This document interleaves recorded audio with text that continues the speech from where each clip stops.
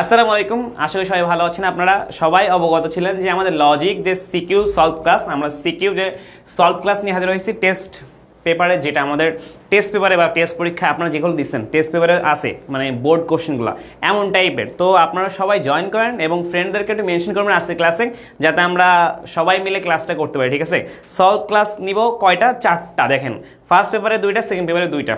সবাই চাচ্ছিলেন, তো সেই সুবাদে আর কি আমাদের এই ফ্রি ক্লাসগুলো। আর ফ্রি ক্লাসগুলো যদি করেন আপনি, তাহলে কিন্তু আপনি অনেক অনেক সুবিধা ফ্রিতেই পাচ্ছেন। তো শেষ সময় এই ফ্রি ক্লাসগুলো দেখে নেন। আজকে আমরা জাস্ট প্রথম পত্রের 1 থেকে 4 অধ্যায় পড়বো। ঠিক আছে, 1 থেকে 4 অধ্যায় সিকিউগুলো কেমন টাইপের সিকিউ আসে আমি সবগুলো নিয়ে আলোচনা করব। আমরা আজকে প্রথম অধ্যায়, দ্বিতীয় অধ্যায়, তৃতীয় অধ্যায়, চতুর্থ অধ্যায়, 4টা অধ্যায়ের সিকিউ নিয়ে আলোচনা করবো। ঠিক আছে, তো সবাই একটু জয়েন করেন আর ফ্রেন্ডদেরকে একটু মেনশন করে দেবেন। ঠিক আছে, আজকের ক্লাসে আপনাদের বন্ধুদেরকে একটু মেনশন করে দিবেন, যাতে সবাই মিলে আমরা ক্লাসটা করতে পারি। ওকে, যাতে সবাই মিলে ক্লাসটা করতে পারি। দেখেন, আমাকে ঠিকঠাক শোনা যাচ্ছে কিনা একটু জানাবেন, যে আমাকেও ঠিকঠাক শোনা যাচ্ছে কিনা। হ্যাঁ, যাচ্ছে। তো যে কথা বলছিলাম সেটা হচ্ছে, দেখেন আমরা এই লজিকের জাস্ট 4টা ক্লাস নিব আজকে, আমাদের ফার্স্ট ক্লাস, এবং সেটা হচ্ছে প্রথম পত্রের 1 থেকে 4 অধ্যায়। সেকেন্ড ক্লাসে হচ্ছে আমরা 5 থেকে 8 অধ্যায়, যেটা হচ্ছে আমার 3 তারিখ রবিবার, এবং তারপর হচ্ছে আমাদের 7 তারিখ 1 থেকে 4 বাট সেকেন্ড পেপারের। আপনারা দেখছেন আশা করি। তো এখানে হচ্ছে আমরা আমাদের ফার্স্ট পেপারে আজকে হচ্ছে 1 থেকে 4 আমরা একটু দেখবো কোশ্চেনগুলো কেমন আসতেছে। ঠিক আছে, ফার্স্ট দেখেন, এটা হচ্ছে ফার্স্ট অধ্যায়ের কোশ্চেন, এবং যেটা আমি বলে থাকি এই অধ্যায়ের কোশ্চেন যত পারেন স্কিপ করবেন। বাট অনেক সময় এমন হয় যে আমাদের আসলে অ্যান্সার করতে হয়। দেখেন, ক্লাসে আমরা অনেক কম মানুষ আছি, তো ফ্রেন্ডদেরকে একটু মেনশন করে দিন আর শেয়ার করে দিন। ঠিক আছে, যাতে আমরা সবাই মিলে ক্লাসটা করতে পারি। আসলে ইকোনমিক্স ক্লাসটা মাঝ থেকে চলে গেছে, কারণ বিদ্যুৎ চলে গেছিলো আমাদের, তো যার কারণে ক্লাসটা ওখানেই ভাই স্টপ রেখে চলে গেছে, বুঝতে পারছেন। এখন হচ্ছে আমরা আমাদের খুবই একটা সহজ কোশ্চেন, আমি সহজ কোশ্চেন আগে একটু কঠিন কোশ্চেন নিয়ে আসি, তারপরে আমরা এখানে আসতেছি। দেখেন, আমাদের একটু মানে আমরা এরকম মানে সহজ একটা কোশ্চেন দেখি, মানে যে অধ্যায়ের কোশ্চেন মাস্ট লিখবো ওইটা নিয়ে প্রথমে আলোচনা করি। দেখেন, আমাদের কোশ্চেন এমনই আসে, মানে এটা 3 অধ্যায়ের একটা কোশ্চেন। ঠিক আছে, আর আমাদের তো বোর্ড পরীক্ষা আসলে কোন অধ্যায়ের কোশ্চেন সেটা তো উল্লেখ করে দিবে না। তো এটা ক্লাসটা আশা করি আমরা 1 ঘন্টা নিব, 1 ঘন্টার মধ্যে শেষ করবো। ঠিক আছে, দেখেন একটু খেয়াল করেন, আমরা যে ধরনের কোশ্চেন পরীক্ষায় পাবো একটু খেয়াল করেন।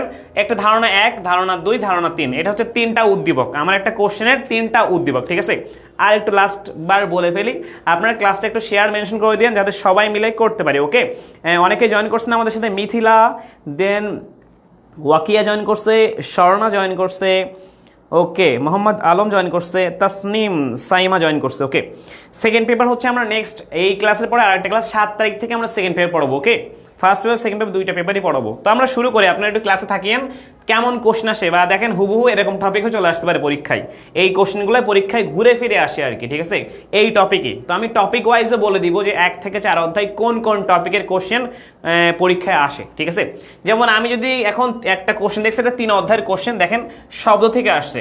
আমরা যদি বলি 3 অধ্যায়ের কোন টপিক থেকে কোশ্চেন আসে, একটা হচ্ছে শব্দ।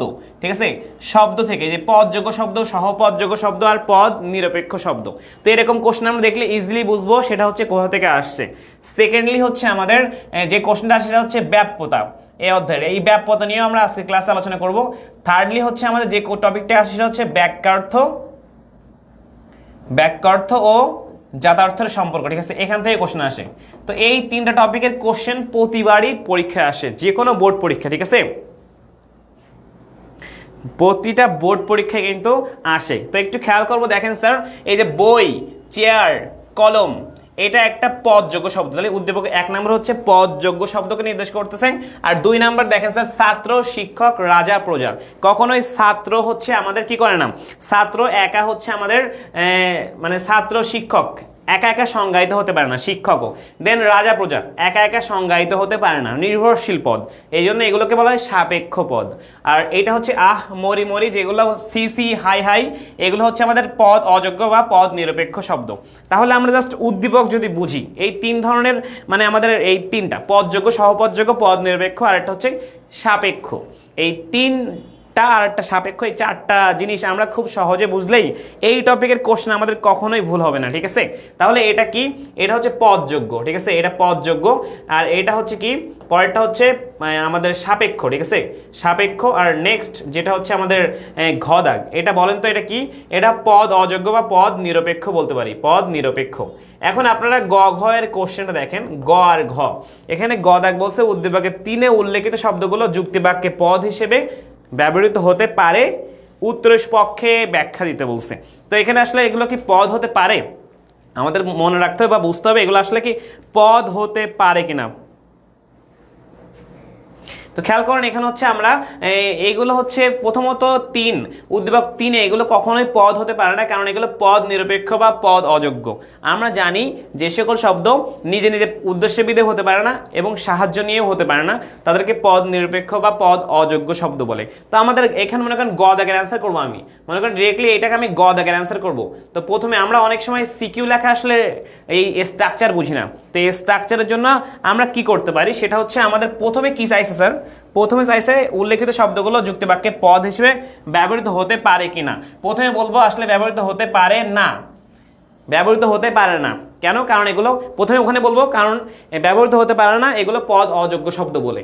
সেকেন্ডলি আমি হচ্ছে সেকেন্ড প্যারায় লিখবো হচ্ছে পদ অযোগ্য শব্দ কাকে বলে বা পদ নিরপেক্ষ শব্দ কাকে বলে। এখন পদ অযোগ্য শব্দ বা পদ নিরপেক্ষ শব্দের একটা প্যারা আমি লিখবো ব্যাখ্যা সহ, এবং আরো কয়েকটা উদাহরণ আমি অ্যাড করব। তারপরে লাস্টলি যে 3 নাম্বার প্যারা, গ দাগের 3 নাম্বার প্যারা আমি লিখবো যে আমাদের উদ্দীপকে এই শব্দগুলো পদ নিরপেক্ষ পদ অযোগ্য কেন, কারণ এরা প্রথমত উদ্দেশ্যবিধে হতে পারে না, নিজে নিজে সাহায্য নিয়েও হতে পারে না, ঠিক আছে। এরা সবসময় পদ অযোগ্য বা পদ নিরপেক্ষ হিসেবেই ব্যবহৃত হয়ে থাকে, যার কারণে এগুলো সবসময় হচ্ছে আমাদের পদ অযোগ্য শব্দ, ঠিক আছে। তাহলে গ দাগটা আমরা মোটামুটি বুঝলাম বিষয়টা কি লিখতে হবে। দেন ঘ দাগ দেখেন, ধারণা 1 ধারণা 2, এখানে ধারণা 1 এবং ধারণা 2-এ উল্লেখিত শব্দগুলো কোন কোন পদকে চিহ্নিত করে তা উল্লেখ করো। ফার্স্ট অফ অল এখানে ধারণা 1 কি, আমরা লিখে দিয়েছি পদ যোগ্য শব্দ। ধারণা 3, ধারণা 2 হচ্ছে সাপেক্ষ। তাহলে প্রথমে আমাকে উল্লেখ করতে হবে ঘ দাগে আমি প্রথমে উল্লেখ করব যে ধারণা 1 আমাদের পদযোগ্য ও ধারণা 2 সাপেক্ষ, এটা আমাকে উল্লেখ করলে এখানে 1 পাচ্ছি আমি। দেন আমি জাস্ট পরের প্যারায় কোনটা হচ্ছে পদযোগ্য শব্দ এবং কোনটা সাপেক্ষ শব্দ এটা সংজ্ঞা দিয়ে দিলাম। দেন আমি বলবো যে এটা কেন সাপেক্ষ, মানে 1 নাম্বার কেন আসলে পদযোগ্য শব্দ, তো সেটা আমি উল্লেখ করলাম 3 নাম্বার প্যারায়। 4 নাম্বার প্যারায় আমি উল্লেখ করলাম এটা কেন হচ্ছে সাপেক্ষ, পদযোগ্য উল্লেখ করার পরে কেন সাপেক্ষ। এই বিশ্লেষণগুলো করার পরে কিন্তু আমি খুব ইজিলি লাস্টে বলবো এই জন্য এই কারণে এগুলো পদযোগ্য শব্দ আর এগুলো হচ্ছে সাপেক্ষ শব্দ বা সাপেক্ষ পদ। বুঝতে পারছি কি, আমরা পারবো কিনা একটু বলেন তো স্যার, পারবো কিনা একটু বলেন, আমরা পারবো কিনা। খুব ইজি একটা কোশ্চেন এবং খুব ইজি কোশ্চেন, এবং এটা 3 অধ্যায়ের কোশ্চেন। শব্দ থেকে প্রতিবারই পরীক্ষায় কোশ্চেন আসে, এবং আমি বললাম 3 অধ্যায় থেকে আমাদের এই 3টা টপিক পরীক্ষায় মাস্ট আসবে। 1 নম্বর হচ্ছে শব্দ, দেন ব্যাপ্যতা, আর হচ্ছে বাক্যার্থ যথার্থ, ঠিক আছে। আশা করি পারবো কিনা। স্যার নেট প্রবলেম, আপনি একটু জাস্ট রেকর্ড ক্লাস করে নিন, ঠিক আছে, বাট ক্লাসটা করিয়েন, কারণ আমরা অনেকে বুঝি বা টপিকগুলো বুঝি, বাট কেমন কোশ্চেন আসে এই স্ট্রাকচার আমাদের মনে নাই। তো একটু জাস্ট এই স্ট্রাকচার বুঝতে হবে। পারবেন কিনা একটু বলেন তো স্যার, একটু দ্রুত বলেন যে পারবেন কিনা। পারবেন আশা করি। ওকে, আমরা তারপরে চলে আসি আমাদের 1 নম্বর কোশ্চেনের পরে হচ্ছে আমি আপনাদের আর একটা কোশ্চেন করি, যেন ফার্স্ট কোশ্চেন যেটা একদম খুব সহজ একটা কোশ্চেন, যেটা হচ্ছে আমাদের প্রথম যে কোশ্চেনটা, ঠিক আছে, এই যে আমাদের 1 নাম্বার যে কোশ্চেনটা ছিল, 1 নাম্বার কোশ্চেনটা একটু খেয়াল করেন, খুবই সহজ একটা কোশ্চেন। আমি বলে থাকি যে আপনারা, হ্যাঁ আজকে শুধু সিকিউ ক্লাস এটা স্যার। Okay thank you. এখন খেয়াল করেন স্যার, আমরা বলছি আপনারা যে অধ্যায়, আমি আগে আজকে ক্লাসে বলে দিই, যে অধ্যায়গুলোর কোশ্চেন অ্যান্সার করবেন পরীক্ষায়, যে অধ্যায়গুলো সিকিউ লিখবেন, যেমন হচ্ছে 3 অধ্যায়ের কোশ্চেন সিকিউ আপনি অ্যান্সার করবেন, 4 অধ্যায় অ্যান্সার করবেন, 5 করবেন, 6 করবেন। এই অধ্যায়গুলো খুবই গুরুত্বপূর্ণ, ঠিক আছে।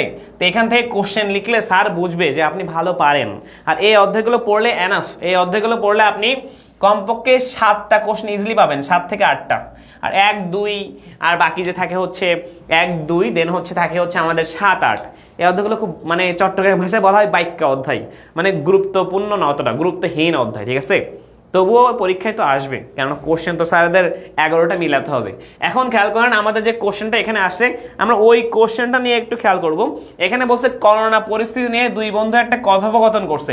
করোনা ভাইরাস যে ছিল না 2019 সালের লাস্টের দিকে আসছিল, মনে করেন 20 সাল থেকে 21 সাল, পুরো সময়টা 20-21 সাল করোনা ভাইরাস পুরো দেশে ঝামেলা করছে, শুধু দেশ না বিদেশেও, ঠিক আছে। এখন দেখেন আমাদের প্রথম বন্ধু কি বলছে, মাস্ক পরিধান করা, ঘন ঘন হাত ধোয়া এই সত্য আজ আদর্শে পরিণত হয়েছে, তাই এই আদর্শকে সামনে রেখে আমরা সুনিশ্চিত নির্ভুল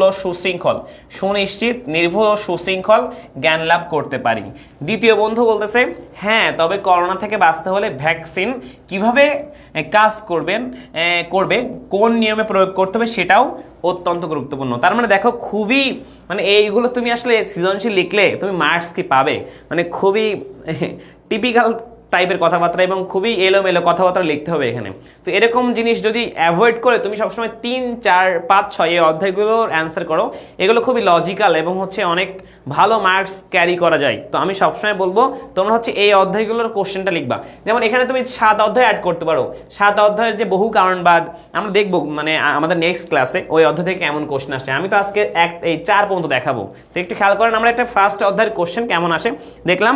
এখন জাস্ট আমরা প্রথম কোশ্চেনটা দেখবো যে লোগোস শব্দের অর্থ একদম জানি, দেন চিন্তায় হচ্ছে যুক্তিবিদ্যার প্রধান আলোচ্য বিষয়। তো এগুলো তো জানি, চিন্তা না করলে তো আসলে যুক্তিবিদ্যা হচ্ছে না। তারপরে গ আমাদের দেখতে হবে আসলে গ আর ঘ। গ বলছে প্রথম বন্ধুর বক্তব্যে কোন বিষয়টি ফুটে আসছে। দেখো প্রথম বন্ধু বলছে আমাদের সুনিশ্চিত, নির্ভুল এবং এই বিষয়টা, তার মানে অবশ্যই আমাদের যুক্তিবিদ্যার যে বিষয়টা সুনিশ্চিত, নির্ভুল এবং হচ্ছে সুশৃঙ্খল। তো এটা দেখে তোমার আসলে কোন বিষয়টা মনে আসতেছে যে এটা কোন দিককে উল্লেখ করতেছে, তাহলে কিন্তু অবশ্যই এটা হচ্ছে আদর্শিক দিক, ঠিক আছে। যুক্তিবিদ্যা আদর্শিক দিক কিন্তু এটাই আদর্শিক দিক। তাহলে এখানে এবার তোমাকে একটু গদ বাঁধা অনেক লেখা লিখতে হবে। তো এগুলো আসলে তুমি কি মনে রাখতে পারবা? এরকম কোশ্চেন লিখলেও স্যাররা আসলে 3-এ 2 দেয় অনেক সময়, আর 4-এ তো ঘ দেখে তো কখনো 4 পাবাই না, 3 তাই পাওয়া রেয়ার হয়ে যায়। তার মানে এই অধ্যায়গুলো কোশ্চেন এই জন্য আমি বলি ভাই অলওয়েজ অ্যাভয়েড করো। এরপর তাহলে এটা আদর্শিক দিককে ফুটে তুলছে, কারণ আমরা জানি যুক্তিবিদ্যাটা সুনিশ্চিত, নির্ভুল আর সুশৃঙ্খল জ্ঞান লাভ করতে পারে, আর জ্ঞান লাভের প্রক্রিয়া এই হওয়ার কারণে যুক্তিবিদ্যা একটা আদর্শিক বিজ্ঞান, ঠিক আছে। এখন যদি আমরা ঘ দাগে আসি, যে দ্বিতীয় বন্ধুর বক্তব্যে উল্লিখিত যে বিষয়টা তোমার পাঠ্য বইয়ের আলোকে। এখন দ্বিতীয় বন্ধু আমাদের কি বলছে একটু খেয়াল করতে হবে। দ্বিতীয় বন্ধু এখানে আমাদের কথা বলছে যুক্তিবিদ্যা আসলে কলা নাকি বিজ্ঞান। এখানে আমি দেখে আসলে কিভাবে বুঝবো কলা নাকি বিজ্ঞান, কারণ এখানে বিজ্ঞানের বিষয়টা বেশি অ্যাভয়েড করছে। এখানে কলা আর একাধারে বিজ্ঞান, মানে এই দুইটা জিনিসকে কথা বলা হচ্ছে, ঠিক আছে। কলা আর বিজ্ঞান দুইটা জিনিস কিন্তু উল্লেখ করছে। তো সহজে আমরা কিন্তু এই জিনিসটা বুঝতে পারি। তবে আমি এই জন্য বলছি ভাইয়ারা, তোমরা কখনোই ভাইয়া অ্যান্ড আপুরা কখনো হচ্ছে এই অধ্যায়ের কোশ্চেনটা পরীক্ষায় লিখবেন না। ফার্স্ট অধ্যায় অ্যাভয়েড করবেন যদি না আপনি বেঁধে যান এই দিকের গুলাই। আমি বলছি বারবার এই অধ্যায়গুলোর কোশ্চেন লিখবেন, ঠিক আছে। আর যদি লিখতে হয় তাহলে একটু ভেবেচিন্তে লিখেন, নাম্বার কিন্তু কম আসবে এখান থেকে ফার্স্ট অধ্যায়, ঠিক আছে। আমরা এখন তাহলে কয় অধ্যায় যাবো, আমরা পরের কোশ্চেনে যাই। 1 নম্বরের পরে 2 নম্বর কোশ্চেনটা অলরেডি দেখে ফেলছি। তারপরে একটু খেয়াল করি আমরা, আপনারা সবাই জানেন যারা এখন 26 ব্যাচের আছেন, একটু মার্কেটিং করে ফেলি। সেটা হচ্ছে আমাদের কিন্তু লাস্ট টাইমের র্যাপিড ব্যাচ শুরু হচ্ছে। এই র্যাপিড ব্যাচের টিচারদের দেখতে পাচ্ছেন এখানে, মানে র্যাপিড ব্যাচে আমাদের কিন্তু লাস্ট টাইমে একদম পুরোটা শেষ করা হবে। 10 ক্লাসটা করে নিয়ে 10টা করে প্রত্যেকটা ক্লাস থাকবে। এই দেখেন কতটা ক্লাস, 150টার মতো লাইভ ক্লাস থাকবে। যাদের মনে হচ্ছে এখনও সমস্যা তারা হচ্ছে আমাদের এই কোর্সটাতে ভর্তি হতে পারেন, ঠিক আছে। এবং এটার ক্লাস শুরু হচ্ছে কবে থেকে, 1 মে থেকে। কোর্সের কিন্তু অনলি 1499 টাকা, ঠিক আছে। মার্কেটিং শেষ, এখন আমরা পরে আসি। এখন যেভাবে ভর্তি হতে পারবেন সব আমাদের পেজে নক দিলে আশা করি পেয়ে যাবেন বা বুঝতে পারবেন, ঠিক আছে। এখন আমরা একটু এই কোশ্চেনটা দেখবো। এখানে আসলে এই কোশ্চেনটার অ্যান্সার কি হতে পারে। এগুলো সবই একটু গুরুত্বহীন কোশ্চেন, বাট তবুও আমাদের দেখতে হচ্ছে, না হলে আসলে উপায় নাই, কারণ পরীক্ষায় তো আসবে, অনেকে লিখবেন এই অধ্যায়টা। খেয়াল করেন আমরা এই অধ্যায়ের এই কোশ্চেনটা দেখবো, ঠিক আছে। আমাদের এখানে বলতে হচ্ছে বর্ণা, ঠিক আছে।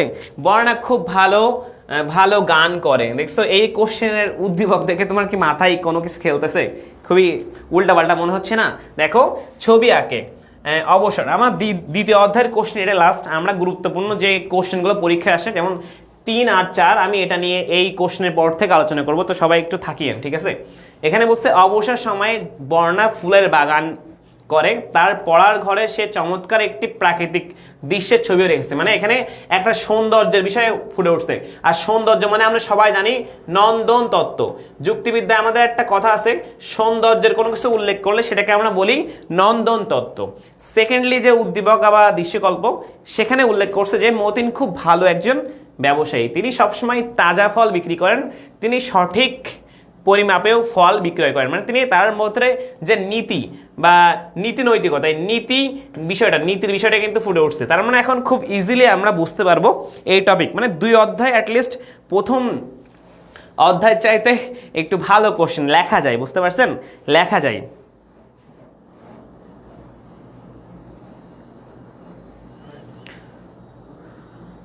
যাক, দেখছো এখানে তুমি সব ক্লাসগুলো করবা, ঠিক আছে, ক্লাসগুলো করতে হবে, নাহলে ভুলে যাবেন স্যার। হ্যাঁ, প্র্যাকটিস বেশি বেশি করলে মনে পড়ে যাবে, ঠিক আছে। এখন খেয়াল করুন, আমরা যে কোশ্চেনটার কথা বলছিলাম এটা একটা উদ্দীপক। এখন আমাদের নীতিবিদ্যা কি, যুক্তিবিদ্যার কাজ সত্য আবিষ্কার করা। হ্যাঁ অবশ্যই যুক্তিবিদ্যার কাজ তো যুক্তি দিয়ে সত্য আবিষ্কার করা। ক খাতাকে আমরা সবাই পারবো, আমাদের মানে মূল ফোকাস হচ্ছে গ আর ঘ। এখন গ বলছে দৃশ্যকল্প 1-এ তোমার পঠিত কোন বিষয়টির প্রতিফলন ঘটেছে, মানে দৃশ্যকল্প 1 আমরা দেখতে পাচ্ছি দৃশ্যকল্প 1 মানেই নন্দন তত্ত্বের কথা বলছে, ঠিক আছে, দৃশ্যকল্প 1 নন্দন তত্ত্ব। এখন নন্দন তত্ত্ব যুক্তিবিদ্যারই বা আমাদের একটা দর্শনের একটা শাখা, ঠিক আছে। এই জিনিসটা একটু খেয়াল করবেন, মানে কোন জিনিসকে উল্লেখ করছে, খুব ইজিলি শর্টকাটে মনে রাখতে হবে। মানে সৌন্দর্য নিয়ে কথা বলছে, মানে নন্দন তত্ত্ব, নন্দন তত্ত্ব মানে সৌন্দর্যের কথা। আর দেন হচ্ছে কোনো একটা মনে করেন তার সততা, তার নৈতিকতার কথা উল্লেখ আছে, তার মানে নীতিবিদ্যা, খুব ইজিলি নীতিবিদ্যা, ঠিক আছে। তাহলে নীতির কথা বলছি মানে এটা কি, আমরা বলছি এটা হচ্ছে নীতিবিদ্যা, নীতিবিদ্যা। এই জিনিসটা মনে রাখবেন, তাহলে আমি কিন্তু খুব সহজেই এই গ ঘ দাগ পারবো। এটা নন্দন তত্ত্বের কথা বলছি, এখন নন্দন তত্ত্ব কি, নন্দন তত্ত্ব নিয়ে একটা সংজ্ঞা দিব, দেন আমরা লাস্ট প্যারায় গ দাগের লাস্ট প্যারায় ওইটা কেন নন্দন তত্ত্ব সেই জিনিসটা উল্লেখ করবো। এবং ঘ দাগে বলছে দৃশ্যকল্প 2-এ কোন জিনিসটি ফুটে উঠছে তার সাথে যুক্তিবিদ্যার সম্পর্ক, মানে এখন আমরা ঘ দাগে এখানেই বলবো যে এটা হচ্ছে নীতিবিদ্যার কথা উল্লেখ হয়েছে এবং এর সাথে যুক্তিবিদ্যার সম্পর্ক নিচে ব্যাখ্যা করা হলো। তাহলে এখানে 1 পেয়ে যাচ্ছি। সেকেন্ডলি আমি সেকেন্ড প্যারায় ঘ দাগের সেকেন্ড প্যারায় উল্লেখ করবো যে নীতিবিদ্যা কাকে বলে, ঠিক আছে। তারপরে আমরা নীতিবিদ্যা সম্পর্কে বিস্তারিত একটা ব্যাখ্যা বিশ্লেষণ করবো, নীতিবিদ্যার বৈশিষ্ট্যগুলো উল্লেখ করব এবং লাস্টে এটা কেন যুক্তিবিদ্যার সাথে অন্তর্ভুক্ত বা যুক্তিবিদ্যার সাথে সম্পর্কিত সেই জিনিসটা দেখবো।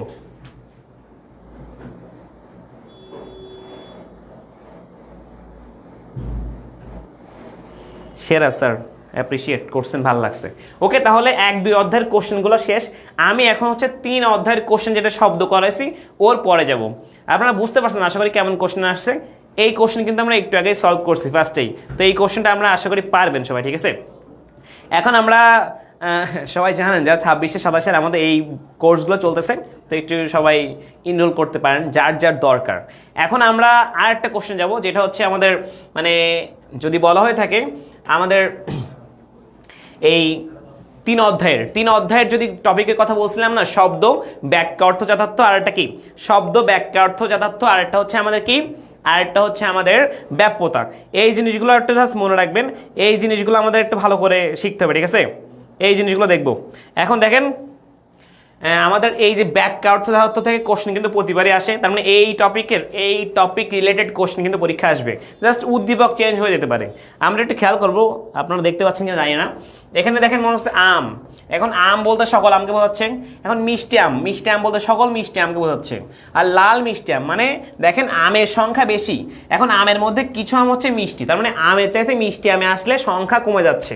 এরপর যদি আমরা বলি লাল মিষ্টি আম, তার মানে অনেক আম আছে যেগুলো মিষ্টি বাট সেটা লাল না, বাট সে কিন্তু মিষ্টি হয়, তার মানে আমার লাল মিষ্টি আমের সংখ্যা মিষ্টি আমের চাইতে কম। আমি আবার বলি, দেখেন এখানে বলছে সকল আম, মানে আমের সংখ্যা সবচেয়ে বেশি।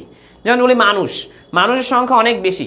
এরপরে যদি বলি সৎ মানুষ, তাহলে মানুষের চাইতে সৎ মানুষের সংখ্যা অনেক কম। এখন আমরা যদি বলি শিক্ষিত সৎ মানুষ, তাহলে কিন্তু সংখ্যা আরও কমে যাচ্ছে। ঠিক তেমনি এখানে আমের সংখ্যা বেশি, এখন আম থেকে মিষ্টি আম তার সংখ্যা আমের চাইতে কম। এখন মিষ্টি আমের চাইতে লাল মিষ্টি আম তার সংখ্যা আরও কম। তার মানে মনে করো আমরা যখন নিচে আসতেছি ব্যাখ্যা অর্থ বা সংখ্যা কমে যাচ্ছে।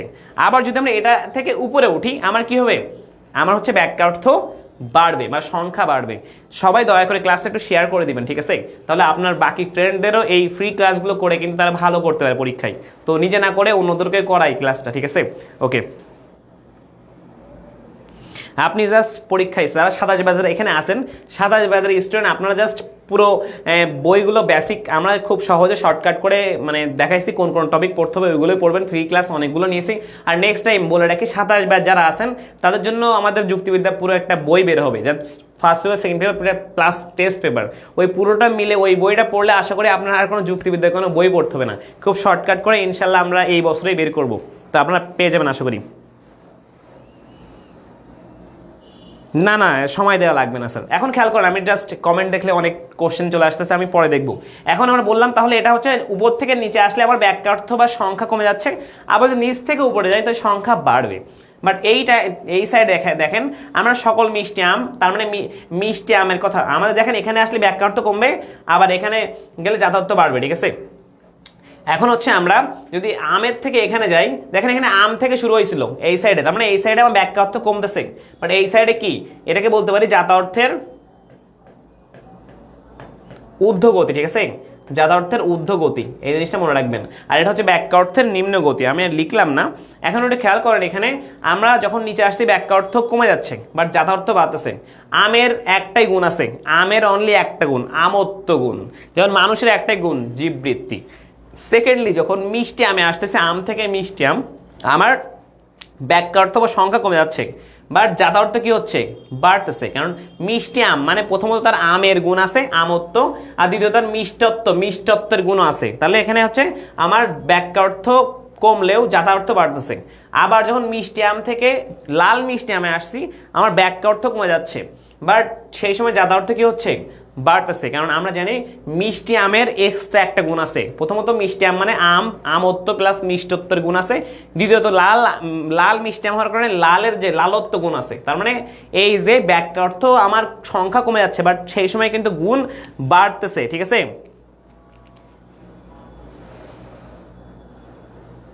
হ্যাঁ, আপনি কোচিংয়ে ভর্তি হলে সব অধ্যায়ের ক্লাসই পাবেন, আমরা কেন অল্প ক্লাস দিব, আপনি পুরো সব অধ্যায়ের ক্লাসই পাবেন।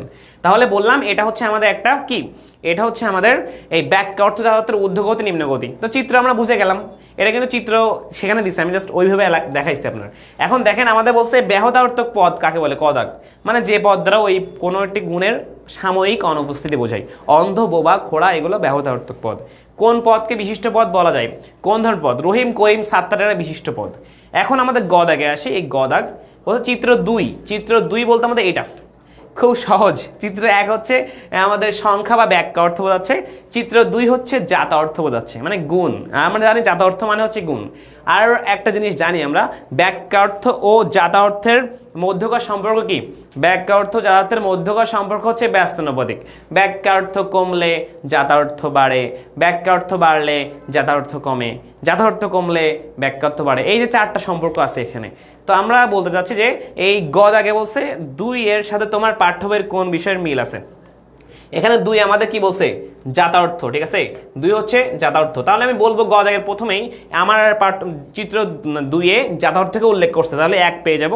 এখন দেন গ দাগের 2 নাম্বার প্যারায় লিখবো যাতায়াত কাকে বলে একটা উদাহরণ সহ, দেন এটা তো যাতায়াত থেকে উল্লেখ করছে, কেন কিভাবে সেটা উল্লেখ করবো, ঠিক আছে, 3 নাম্বার প্যারায়।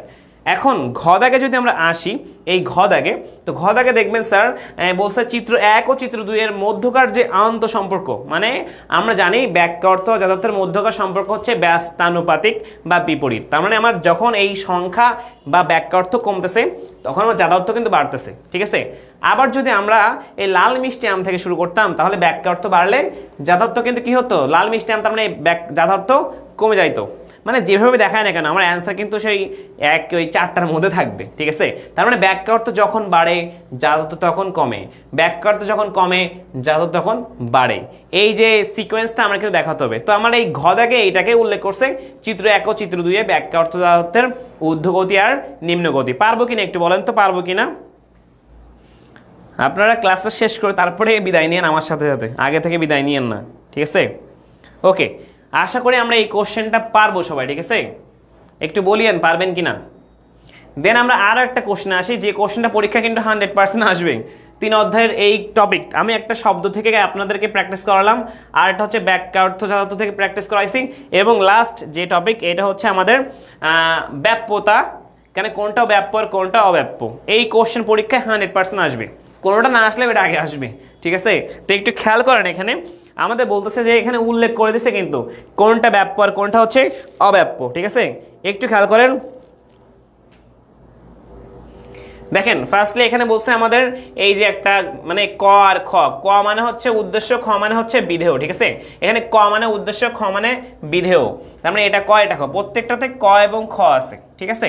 সেকেন্ডলি হচ্ছে যে ঘরটা বুক করা এরকম সেই ঘরটাকে বলতেছি ব্যাপ্য, তার মানে এটাও ব্যাপ্য এটাও ব্যাপ্য। আর যে ঘরটা খালি সেটা হচ্ছে অব্যাপ্য, তার মানে এটা হচ্ছে ব্যাপ্য এটা অব্যাপ্য, এটা অব্যাপ্য এটা ব্যাপ্য। তাহলে খুব সহজে আমরা এখন এই জাস্ট উদ্দীপক দেখে বুঝবো, আমাদের উদ্দীপক দেখলেই বুঝবো, আমাদের কিন্তু এটা জাস্ট আর খেয়াল করতে হবে না গ আর ঘ কি চাইছে, আমরা জাস্ট আগে উদ্দীপকটা দেখি। এখানে আমাদের বলছি এটা জাস্ট ঘর যেটা বুক, আমাদের ঘর যেটা পূরণ করা, ঠিক আছে, পূর্ণ ঘর, সেটা কিন্তু নির্দেশনা দিচ্ছে যে ঘর যেটা পূর্ণ সেটা ব্যাপ্য পদ, আর ঘর যেটা খালি সেটা হচ্ছে অব্যাপ্য পদ। এখন আমরা কিন্তু জানি ব্যাপ্যতার একটা সূত্র আছে, সেটা সুইনবার্ন দিছে, কে দিছে? সুইনবার্ন। এখন সুইনবার্নের সূত্রটা কি? সুইনবার্নের সূত্র হচ্ছে এ এস, আমি একটু লিখে রাখি এখানে, A S E B INOP। তার মানে এখন এ যুক্তি বাক্য হলে এ যুক্তি বাক্যের উদ্দেশ্য ব্যাপ্য হবে, মানে প্রথমটা মনে করে ঘর বুক হবে, পরেরটা ঘর খালি। আর ই যুক্তি বাক্যে হচ্ছে দুইটা ঘরই কিন্তু পূর্ণ। তাহলে এখন আপনারা বুঝবেন স্যার এটা দেখলেই মানে কোনটা কোন যুক্তি বাক্য। আপনারা একটু বলেন তো, জাস্ট অ্যান্সার করেন তো আমাকে, এখানে কোনটা কোন যুক্তি বাক্যকে উল্লেখ করতেছে, কোনটা কোন যুক্তিবাক্য নির্দেশ করছে একটু আমাকে বলেন, ঠিক আছে? এই অ্যান্সারগুলো ক এবং জাস্ট চিত্র 1 কোনটা, চিত্র 2 কোনটা, চিত্র 3 কোনটা। এবং এখানে আই বাক্য, আই বাক্য হচ্ছে IN, তার মানে দুইটা পদই কি আই যুক্ত বাক্য, দুইটা পদই খালি হবে, দুইটা পদই অব্যাপ্য। আর ঘর খালি মানে আমরা জানি অব্যাপ্যতা বোঝায়, আর ঘর বুক মানে ব্যাপ্যতা বোঝায়। আর ও যুক্ত বাক্য হচ্ছে OP, পি মানে প্রেডিকেট, মানে বিধেয় পদটা ব্যাপ্য হবে, উদ্দেশ্য পদ অব্যাপ্য, তো বিধেয় ব্যাপ্য দিলাম, উদ্দেশ্য অব্যাপ্য। এখন এটা দেখে যদি আমরা বুঝি এইটা কোনটা কোন যুক্তি বাক্য, আমি একটু বলি, আপনারা একটু অ্যান্সারগুলো করেন। ফার্স্ট অফ অল হচ্ছে চিত্র 1, উদ্দেশ্য ব্যাপ্য বিধেয় ব্যাপ্য, তার মানে ই যুক্তি বাক্যের দুইটা পদই ব্যাপ্য, উদ্দেশ্য ব্যাপ্য বিধেয় ব্যাপ্য। তাহলে ই যুক্তি বাক্যের উদ্দেশ্য ব্যাপ্য বিধেয় কিন্তু ব্যাপ্য। এখন এ যুক্তি বাক্যের কি হবে? উদ্দেশ্য ব্যাপ্য বিধেয় অব্যাপ্য, তাহলে এটা এ যুক্তি বাক্য, কারণ এ যুক্তি বাক্যের উদ্দেশ্য ব্যাপ্য বিধেয় অব্যাপ্য। আর একটা থাকে চিত্র 3, এই চিত্র 3 হচ্ছে আমাদের দেখেন প্রথমটা অব্যাপ্য পরেরটা ব্যাপ্য, তার মানে চিত্র 3 এটা হচ্ছে আমাদের অব্যাপ্য পদ আর এটা হচ্ছে ব্যাপ্য পদ, তাহলে এটা ও বাক্য, ও বাক্যের প্রথমটা অব্যাপ্য পরেরটা ব্যাপ্য, এটা হচ্ছে ও বাক্য। ইজিলি পারছি আমরা খুব সহজেই, তাই না? বুঝতে পারছেন কিনা একটু বলেন তো, যারা ক্লাসে আছেন একটু বলেন বুঝতে পারছেন কিনা এই টপিকটা, কারণ এটা না বুঝলে আমি আবার বোঝাবো, কজ এটা পরীক্ষায় আসবেই, এখান থেকে MCQ আসে 2-3টা, সিকিউ তো একটা কমপক্ষে আসবেই, যদি কোনো অধ্যায় থেকে না আসে এটা আগে আসবে। এবং আমি বলতে যাচ্ছি যে আপনার 3 অধ্যায় থেকে কমপক্ষে 2 থেকে 3টা কোশ্চেন আসবেই, 2 থেকে 3টা শব্দ, বাক্যার্থ, ব্যাপ্যতা, যে 3টা আমি করালাম এই সিকোয়েন্সেই পরীক্ষায় কোশ্চেন আসবে। এখন বলেন পারবেন কিনা?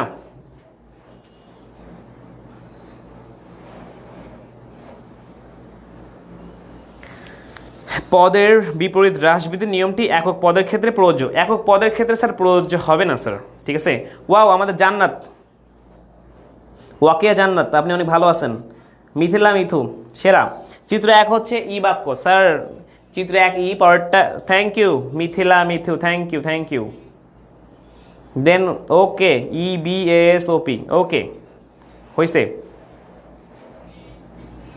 Thank you. হ্যাঁ, একক পদের ক্ষেত্রে আসলে প্রযোজ্য হবে কেন? একক পদের ক্ষেত্রে হবে না, একক পদ মিনস হচ্ছে মনে করো মানুষ পদ, মানুষ পদের ক্ষেত্রে হবে অবশ্যই, এখানে হচ্ছে একক পদ আসবে না, এখানে হচ্ছে অনেকগুলো পদ থাকতে হবে এবং সিকোয়েন্স মেনটেন করা লাগবে, সিকোয়েন্স মেনটেন, ঠিক আছে?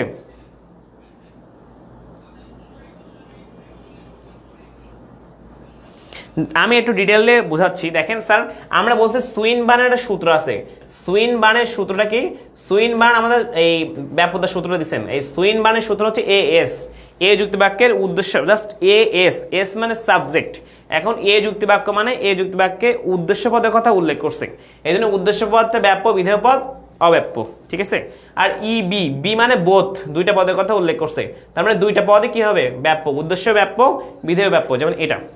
আর আই যুক্তি বাক্যে আই হচ্ছে এন, কোনোটি নয়, মানে IN মানে নান মানে কোনোটি নয়, তার মানে উদ্দেশ্য অব্যাপ্য, বিধেয় অব্যাপ্য আই যুক্তি বাক্যে। আর ও হচ্ছে OP, পি মানে প্রেডিকেট, মানে জাস্ট এখানে উদ্দেশ্য অব্যাপ্য, বিধেয় ব্যাপ্য, কেননা এখানে বিধেয় পদের কথা উল্লেখ করছে ও যুক্তি বাক্যে। তো যার কথা উল্লেখ করবে সে ব্যাপ্য, যার কথা উল্লেখ করবে না সে অব্যাপ্য। আশা করি এখন ক্লিয়ার। ওই তো ইফতেখার সেরা, এখন বুঝতে পারছেন আলম? আশা করি এখন বুঝতে পারছেন। না দিয়া বুঝতে পারছেন আপনারা যারা এখন জয়েন করলেন বা এখন হচ্ছে আবার বোঝানোর কথা বললেন, পারছেন না? এখন আমরা দেখেন অনেক কোশ্চেনে এখন আসবো। গদাগ চিত্র 1 দ্বারা কোন যুক্তি বাক্যকে নির্দেশ করছে? তো পানির মতো চিত্র 1 মানে ই বাক্য। এখন এটা কেন ই বাক্য পারবো আমরা, তাই না? যদি এই জিনিসটা বুঝি, এটা কিন্তু খুব পানির মতো জিনিস। 1 নাম্বার। 2 নাম্বার মানে ঘদাগ ব্যাপ্যতার দিক থেকে চিত্র 2 ও চিত্র 3-এর নির্দেশিত বাক্যর পরস্পর থেকে বিচ্ছিন্ন। আসলেই, কারণ এ হচ্ছে একটা সার্বিক বাক্য আর ও হচ্ছে একটা বিশেষ বাক্য। তো আমরা এখানে পার্থক্য চাইছি যেহেতু, তো আমরা সার্বিক আর বিশেষের পার্থক্য কিন্তু ইজিলি পারবো, ঠিক আছে? সার্বিক আর বিশেষের গুলো কিন্তু ইজিলি পারবো। ওকে, বুঝতে পারছেন না? সহজ জিনিস, খুবই সহজ জিনিস এটা। তাহলে আশা করি এই কোশ্চেন আসলে আমরা সবাই পারবো। ওকে, থ্যাংক ইউ। এখন আমরা তারপরের কোশ্চেনে চলে যাই। তারপরের কোশ্চেনটা হচ্ছে 4 অধ্যায়ের। আমরা কিন্তু 3 অধ্যায়ের সিকোয়েন্স যে 3টা কোশ্চেন আসে, ওই 3 ধরনের কোশ্চেন আমরা করলাম। আমি আবার একটু রিপিট করি। 3 অধ্যায়ে ভাই 3 ধরনের কোশ্চেন আসবে। প্রথমত হচ্ছে শব্দ, যেটা আমরা ফার্স্ট আজকে প্রথমেই করালাম। সেকেন্ড হচ্ছে বাক্যার্থ, যাতার্থ, যেটা আমি করাইছি একটু আগেই। মানে ওই সিকোয়েন্সের কোশ্চেনে আসবে তোমার পরীক্ষায়। এখন তুমি জাস্ট একটু নামটাম চেঞ্জ থাকবে, আর কিছুই না। তারপরে 4 নাম্বার যেটা করালাম সেটা হচ্ছে ব্যাপ্যতা। এখন এই কোশ্চেন সেম কোশ্চেন আসবে, সেম কোশ্চেনই আসবে, কারণ 4টা যুক্তি বাক্যের বেশি তো নাই। এখন 4টার মধ্যে তুমি হচ্ছে যে কোনো 3টা উদ্দীপক আসবে। বুঝতে পারছি না? ওকে, থ্যাংক ইউ সবাইকে, থ্যাংক ইউ। এখন দেখেন স্যার, আমরা যে কোশ্চেন দেখছি এটা 4 অধ্যায়ের একটা কোশ্চেন। এখানে আমাদের বিধেয়ক থেকে আসছে এবং পরফরির ছক। আমরা জানি পরফরির ছক অনুসারে বিধেয়ক আসলে 5 প্রকার। এখানে 5 প্রকার আছে। এটা একটা প্রাণী, মানে এটার ব্যাখ্যার্থ সবচেয়ে বেশি। আমরা জানি যে পদের ব্যাখ্যার্থ বেশি সে হচ্ছে জাতি, তার মানে এটা একটা জাতি। আর দেন হচ্ছে এই মানুষ, প্রাণীর চেয়ে মানুষের সংখ্যা অনেক কম, প্রাণীর চেয়ে মানুষের সংখ্যা অনেক কম, তাহলে এটা একটা উপজাতি। এটা একটা উপজাতি। মানে আমরা জানি একটি যুক্তিবাক্যে সবচেয়ে বেশি বাক্যার্থ যার সে হচ্ছে জাতি, একটু যুক্তিবাক্যে কম বাক্যার্থ যার সে হচ্ছে উপজাতি। আমরা যদি একটা যুক্তিবাক্য বলতাম মানুষ হয় বুদ্ধিবৃত্তি সম্পন্ন প্রাণী, তো সেক্ষেত্রে দেখেন মানুষের সংখ্যা কম আর প্রাণীর সংখ্যা কি বেশি। তো বেশি বাক্যার্থ মানে জাতি, কারণ জাতি থেকে কি আসে? উপজাতি। এখন ভাবেন প্রাণীকে যদি ভাগ করি তাহলে কি হবো? মানুষ আর অন্যান্য প্রাণী। তো এই যে জিনিসটা আমার প্রাণী থেকে আসতেছে, তো প্রাণীর সংখ্যা বেশি আর মানুষের সংখ্যা কম, তো যার সংখ্যা বেশি সে জাতি, যার সংখ্যা কম সে উপজাতি। খুবই সহজ জিনিস। জাতি উপজাতি একটা পরস্পর সাপেক্ষ পদ, ঠিক আছে? জাতি উপজাতি পরস্পর সাপেক্ষ পদ।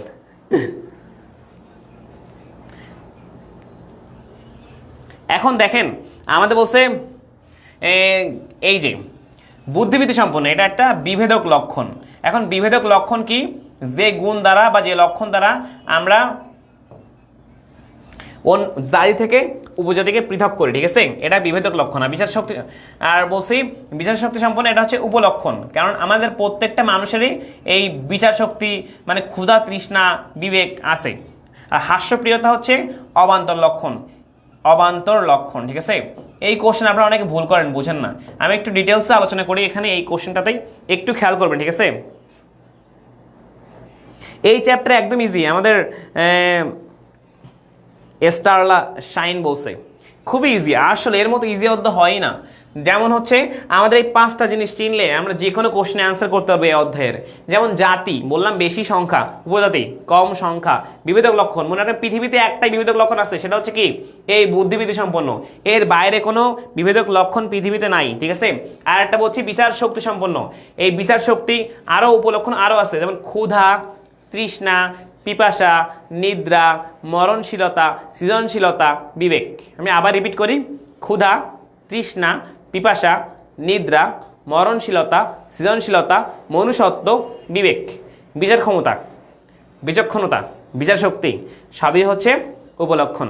মানে যে গুণ বা গুণাবলী যথার্থের অংশ নয় কিন্তু যথার্থ থেকে নিঃসৃত হয়, আর যে গুণ বা গুণাবলী যথার্থের অংশ নয় এবং নিঃসৃত হয়ও না, সেটা হচ্ছে অবান্তর লক্ষণ। দেখেন হাস্যপ্রিয়, এবং সবাইকে উল্লেখ করে না। সব মানুষ যদি হাস্যপ্রিয় হতো তাহলে তো দুনিয়া সুন্দর হয়ে যেত, তাই না?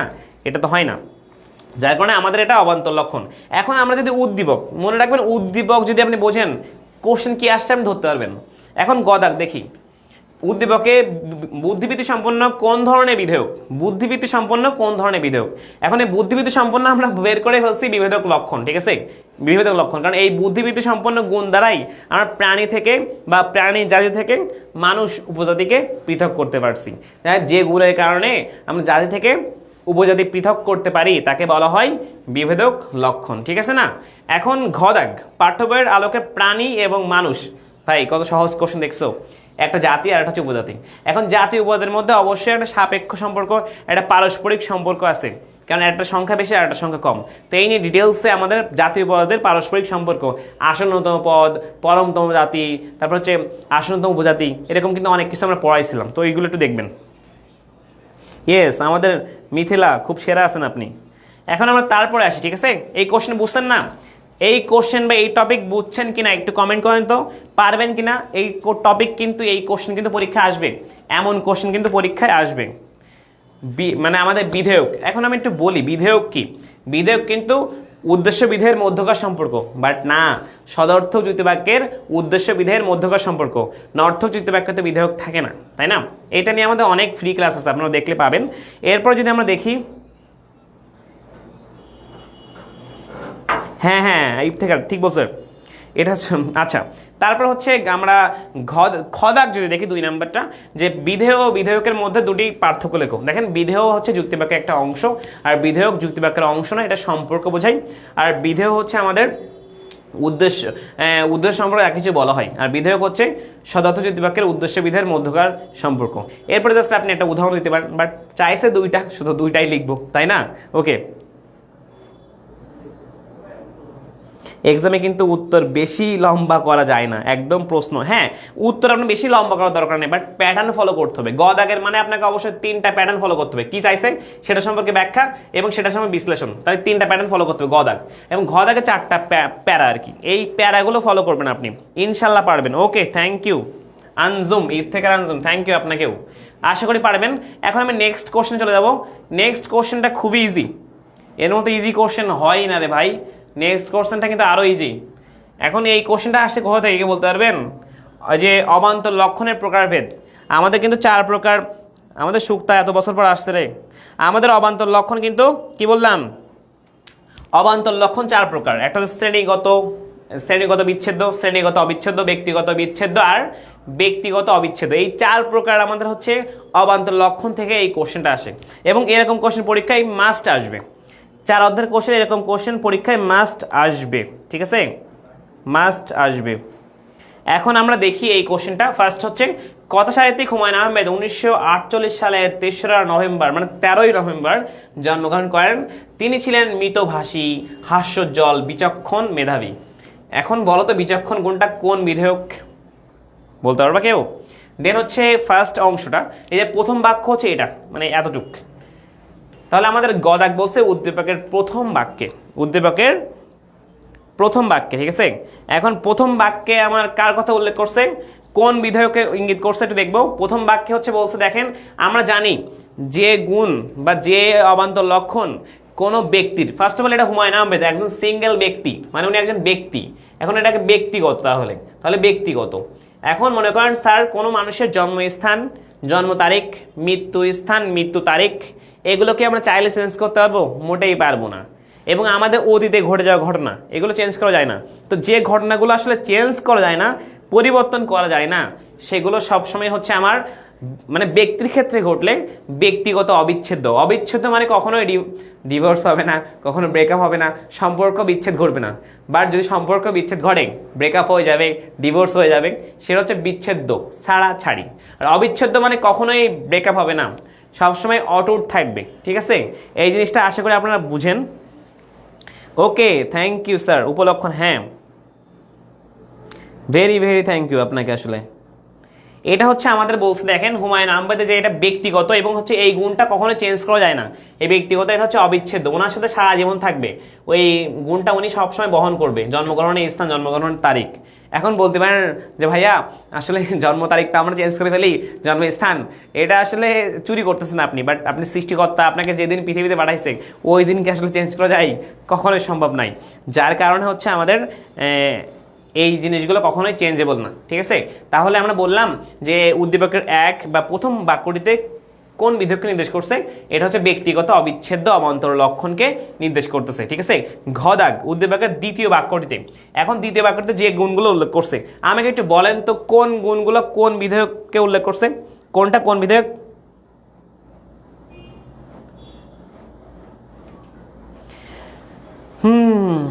ফারহানা, আপনারা অনেকেই অনেক দিন পর ক্লাসে আসতেছেন, অনেককে দেখতেছি অনেকদিন পরে যারা ফ্রি ক্লাসগুলো করতো আমাদের পেজে, ওকে। এবং আমাদের ব্যাচের স্টুডেন্ট এখানে আসতে অনেক। তাহলে বললাম যে এটা হচ্ছে সেকেন্ড যে ঘ দাগের কোশ্চেনটা, দ্বিতীয় বাক্যের যে গুণগুলো আমাকে একটু বলেন তো মিতভাষী কোন বিধেয়ক, হাস্যজ্জ্বল কোন বিধেয়ক, আর মেধাবী কোন বিধেয়ক। প্রথমত আমি বলে দিচ্ছি, মানে প্রত্যেকটা মানুষ কিন্তু মেধাবী না, আবার মেধাবী, কিন্তু এটাকে আমরা আসলে বলবো অবান্তর লক্ষণ। সবাই যদি ওই মানে সত্যই মেধাবী হতো তাহলে সবার একই জিনিস হতো। এটা অবান্তর লক্ষণ, মৃতভাষী এটা অবান্তর লক্ষণ, হাস্যজ্জ্বল এটা অবান্তর লক্ষণ। অনলি বিচক্ষণ এটা হচ্ছে উপলক্ষণ, এটা হচ্ছে উপলক্ষণ। বাকি যত কোশ্চেন দেখতেছেন আপনি সবই হচ্ছে অবান্তর লক্ষণ, তাই না? একটু আপনাদের অ্যান্সারগুলো দেখি, বলেন তো কি হবে।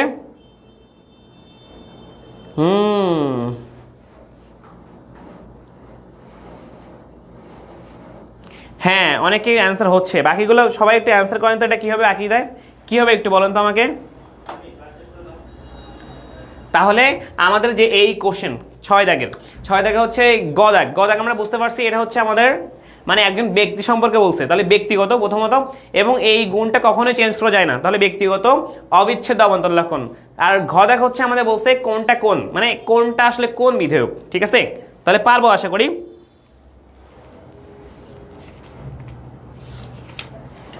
পারবো কিনা একটু সবাই অ্যান্সার করেন তো, সবাই অ্যান্সার করেন। ঘ দাগ কোনটা কাকে নির্দেশ করতেছে একটু আমাকে বলবেন।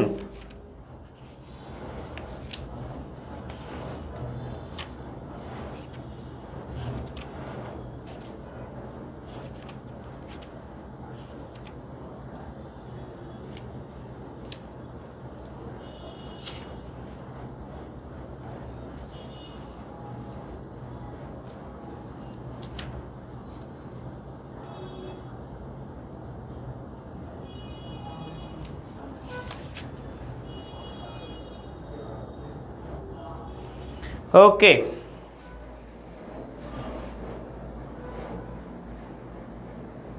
স্যার বিচারক তো বিভেদক লক্ষণ, বিচারক আছে এখানে, এখানে বিচারক নেই রে স্যার, এটা হচ্ছে বিচক্ষণতা, একটু ভালো করে দেখেন না, এটা বিচক্ষণতা। প্রত্যেকটা মানুষই বিচক্ষণ, মানে বিচক্ষণ বিবেক আছে, তার বিচার ক্ষমতা আছে, তার নিজের সে তার মানে তার বিবেকটা হচ্ছে আদালত, সে আগে থেকে বুঝতে পারে কোনটা ভালো কোনটা খারাপ। কিন্তু আমরা আসলে ভালো খারাপ তো পাত্তা দিই না, আমাদের মন যা যায় তাই করে ফেলি। তো ভালো খারাপ বিবেক দিয়ে বিচার করে অ্যান্সার করা উচিত ছিল। ওকে, তাহলে আমরা বুঝতে পারছি আসলে কোনটা কাকে নির্দেশ করতেছে আর বিধেয়ক কাকে বলে, সদর্থযুক্ত বাক্যের আমি অ্যান্সার বলছি এগুলার। ওকে, তাহলে আশা করি পারবেন। আর এখানে 4 অধ্যায়ের ক খ দাগ সবসময় এরকম কোশ্চেনে আসে, বলতে পারেন অর্থযুক্ত বাক্যে কেন বিধেয়ক থাকে না, তো ক খ দাগ আপনারা পারবেন, ঠিক আছে। আর গ খ তো বুঝছেনই। এখন আমরা যে জিনিসটা দেখাবো আপনাদেরকে সেটা হচ্ছে আমাদের এই অধ্যায়ে বা প্রথম পত্রের আমাদের 1 থেকে 4 অধ্যায়ের যে টপিকগুলো ছিল আমরা পুরোটাই আলোচনা করছি। আমি যদি আবার একটু বলি আপনাদেরকে এইখানটাতেই, যেটা হচ্ছে আমাদের 4 অধ্যায়ের মধ্যে প্রথম 4টা অধ্যায়ের আমি প্রথম দ্বিতীয় অধ্যায় নিয়ে কিছু বলবো না, প্রথম দ্বিতীয় অধ্যায় পরে বলি। 3 অধ্যায়, আমি 3 অধ্যায় কিন্তু বলছি, যারা লাস্টে জয়েন করছেন একটু দেখবেন। আপনারা হচ্ছে শব্দ, এই টপিকটা মাস্ট পড়বেন, এইটা থেকে কোশ্চেন পরীক্ষা আসে প্রতিবারই। দেন বললাম কি ব্যাক্যার্থ, আর কি ব্যাক্যার্থ হচ্ছে ও জাতার্থ, এদের মধ্যে যে সম্পর্ক, এটা থেকে পরীক্ষায় কোশ্চেন প্রতিবারই আসে। দেন বললাম হচ্ছে ব্যাপ্যতা, এই ব্যাপ্যতা থেকে পরীক্ষায় 100% কোশ্চেন আসবে, কোনো টপিক না আসলে এই টপিক আসবে। তার মানে আমাদের শব্দ আসতে পারে, ব্যাক্যার্থ, ব্যাপ্যতা। এখন বলতে পারেন ভাইয়া আসলে বইতে অধ্যায় আছে 8টা, যদি 3 অধ্যায় থেকে 3টা দিতে পারে কিনা, দিতে পারে, স্যারদের উপর ডিপেন্ড করতেছে, বাট 2টার নিচে কখনোই দিবে না, 2টার নিচে কখনোই দিবে না, ঠিক আছে। তাহলে কমপক্ষে 3টা কোশ্চেন পেতে পারেন 3 অধ্যায় থেকে। এবং টপিক বলে দিলাম, এই টপিকের কোশ্চেন তাহলে বাসায় আরও বেশি সলভ করবেন, আমি জাস্ট আজকে 3টাই সলভ করে দিছি। এই 3 টাইপই 4 অধ্যায়। 4 অধ্যায় আমাদের মনে রাখতে হবে স্যার, এই যে আমাদের বিধেয়কের প্রকারভেদ, আমরা কিন্তু একটু আগে 5 প্রকার বিধেয়কের কোশ্চেন পাইছি। এখন বিধেয়কের প্রকারভেদ থেকে পরীক্ষায় কোশ্চেন আসে প্রতিবারই, এবং 4 অধ্যায় থেকে 2টা কোশ্চেন দিতেও পারে, বলা যায় না, 2টা কোশ্চেন কিন্তু দিতেও পারে, ঠিক আছে। আমাদের দুইটা কোশ্চেন কিন্তু দিতেই পারে, তো এই জিনিসটা একটু খেয়াল করবেন। দেন আমার 4 অধ্যায়ে যে কোশ্চেনটা আবার দিবে যে অবান্তর লক্ষণ আছে না, আমরা কিন্তু একটু আগে যে হুমায়ুন আহমেদের যে কোশ্চেন দেখলাম এই অবান্তর লক্ষণ, এখন এই অবান্তর লক্ষণ তো আসলে 4 প্রকার তাই না, এই অবান্তর লক্ষণ যে 4 প্রকার এখান থেকে কোশ্চেন আসবে, ঠিক আছে। দেখেন তাহলে 3 আর 4 এই অধ্যায়ের এই টপিকগুলো পড়লে আর লাগতেছে আমার পড়া, কমপক্ষে আমি 3 থেকে 4টা বা 3 থেকে 5টা কোশ্চেন পেতে পারি, 3 থেকে 5টা সিকিউ আমি এই দুইটা অধ্যায় থেকে পেতে পারি। তো আমার কম কোথায়, অনেক বেশি কিন্তু। ভালো করে এই জাস্ট আজকে যা পড়ালাম এইটুকু আপনি যদি ভালো করে বুঝেন তাহলে আপনি কমপক্ষে 3 থেকে 5টা কোশ্চেন সিকিউ পারবেন, আমি আশা রাখি। এখন তারপরে দেখেন আমরা যদি প্রথম অধ্যায়ের কথা আপনাকে একটু বলে দিই, তাহলে প্রথম অধ্যায়ে আপনারা, আমি বলছি প্রথমত স্কিপ করতে, বাট গদবাঁধা কথা যদি লিখতে চান তাহলে আপনি প্রথম অধ্যায়ের জন্য আপনি যে জিনিসটা করবেন সেটা হচ্ছে যুক্তিবিদ্যার স্বরূপগুলো পড়বেন। যুক্তিবিদ্যা একটি আদর্শনিষ্ঠ বিজ্ঞান, যুক্তিবিদ্যা একটি আদর্শনিষ্ঠ বিজ্ঞান কেন সেই জিনিসটা দেখবেন, আর হচ্ছে যুক্তিবিদ্যা কলা নাকি বিজ্ঞান এই জিনিসটা দেখবেন। আর দ্বিতীয় অধ্যায়ের ক্ষেত্রে যদি বলি, এই আপনারা জাস্ট নন্দন তত্ত্ব, আমি কিন্তু একটা কোশ্চেন সলভ করছিলাম সেখানে এই টপিকটা ছিল নন্দন তত্ত্ব প্লাস নীতিবিদ্যা, এই নন্দন তত্ত্বের সাথে নীতিবিদ্যা এবং এই দুটার সাথে যে আমাদের লজিকের সম্পর্ক, ঠিক আছে, লজিকের সম্পর্কগুলো দেখাতে বলবে। জাস্ট নন্দন তত্ত্ব, নীতিবিদ্যা বা পেশাগত নীতিবিদ্যা, ঠিক আছে, বা দর্শনের সাথে সম্পর্ক, এই জিনিসগুলো একটু ভালো করে খেয়াল করবেন, ঠিক আছে। তো আজকের ক্লাস যে আমরা 1 থেকে 4 অধ্যায় পড়ালাম, পারবেন কিনা একটু বলেন তো, 1 থেকে 4 অধ্যায় যে এখন নেক্সট থেকে যে কোনো টপিকের মানে এই অধ্যায়গুলো থেকে যদি পরীক্ষায় কোশ্চেন আসে পারবেন কিনা বলেন তো, এই অধ্যায় থেকে যদি আমাদের নেক্সট কোনো কোশ্চেন আসে আপনারা পারবেন পরীক্ষায়, একটু বলেন পারবেন কিনা। আমাদের ক্লাস প্রায় আমরা শেষের দিকে, ঠিক আছে। তো এই অধ্যায়ের কোশ্চেনগুলো একটু ভালোভাবে প্র্যাকটিস যেগুলো করালাম একটু দেখবেন, এই টপিকগুলো দেখবেন, এর বাইরে কোনো টপিক দেখার দরকার নেই 1 থেকে 4। তো ওভারঅল হচ্ছে আজকে আমাদের এই 30 তারিখ আমাদের প্রথম পত্রের 1 থেকে 4 অধ্যায়ের ক্লাস ছিল, যেটা আমরা কমপ্লিট করলাম ইতিমধ্যে। আমাদের নেক্সট ক্লাস 3 তারিখে, তো 3 তারিখে আপনারা সবাই থাকবেন, দেন আপনাদের ফ্রেন্ডদেরকে একটু মেনশন করবেন এবং যাদের আরও বেশি সমস্যা বা বেসিক থেকে পড়তে চান তারা হচ্ছে আমাদের র্যাপিড ব্যাচে ভর্তি হতে পারেন, যেটা কিন্তু আমাদের নেক্সট মানে কাল থেকে শুরু হচ্ছে র্যাপিড ব্যাচ, যেটা হচ্ছে কাল থেকেই শুরু হবে। তো কাল থেকে এই ব্যাচগুলো অনেকেই ভর্তি হয়ে গেছে অলরেডি, আপনারা ভর্তি হতে পারেন যদি আপনাদের খুবই অনেক বেশি সমস্যা থাকে। আবার জাস্ট অনেক কম অ্যামাউন্টে নেওয়া হচ্ছে, রিভিশন হয়ে যাবে কিন্তু, তো রিভিশনটাও খুব ভালোভাবে দিতে পারবেন। এবং সেকেন্ডলি আমি যেটা বললাম, আমাদের আগামী যে রবিবার মানে 3 তারিখে আমরা কিন্তু 5 থেকে 8 অধ্যায় পড়াবো। তো যাদের এই 5 থেকে 8 অধ্যায়, যেমন মনে করেন 6 অধ্যায় খুবই কঠিন লাগে, এই অধ্যায়ের আমরা বেশি কোশ্চেন সলভ করবো নেক্সট দিনে। তো আশা করি আপনারা খুব ভালোভাবেই প্রিপারেশনটা আমাদের সাথে নিতে পারবেন। জাস্ট যে 4টা ক্লাস, এই 4টা ক্লাসে আমরা ফার্স্ট পেপারে 2টা ক্লাস নিচ্ছি, সেকেন্ড পেপারে 2টা, খুব ইজিলি আপনারা শেষ করতে পারবেন, আপনারা অনেক উপকৃত হবেন বলে আমি আশা করি, ঠিক আছে। তো আমরা আজকের ক্লাসটা এখানে শেষ করতে পারি, নেক্সট ক্লাসে দেখা হবে আবার, সেই পর্যন্ত সবাই ভালো থাকেন, সুস্থ থাকেন, আসসালামু আলাইকুম।